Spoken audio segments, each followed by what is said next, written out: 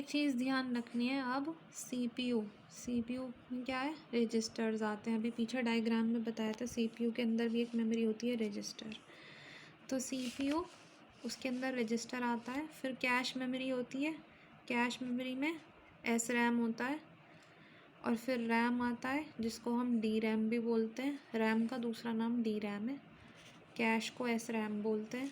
फिर रैम के बाद उससे बड़ी मेमोरी होती है रोम, रीड ओनली मेमोरी। ये डायोड से बनी होती है, ठीक है। ये पूछा जाता है रोम किससे बनी है, डायोड से।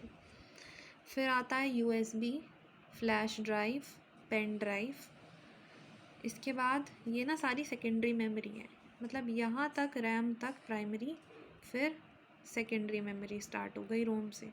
रोम, फ्लैश ड्राइव, फिर फ्लैश ड्राइव या यूएसबी या पेन ड्राइव से बड़ी भी एसएसडी होती है, इसको ब्लू रे डिस्क भी कहेंगे। फिर मैग्नेटिक डिस्क आती है, ठीक है। मैग्नेटिक डिस्क का दूसरा नाम हार्ड डिस्क ड्राइव होता है।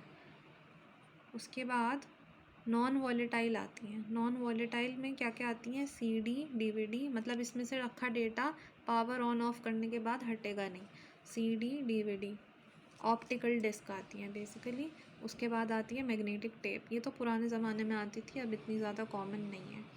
मेमोरी, मैग्नेटिक टेप को टर्शरी मेमोरी भी कहा जाता है, और ये कंप्यूटर में इनबिल्ट नहीं होती, ठीक है। उसके बाद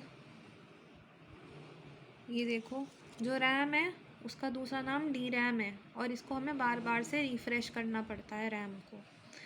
ये बना होता है ट्रांजिस्टर से, रोम बना होता है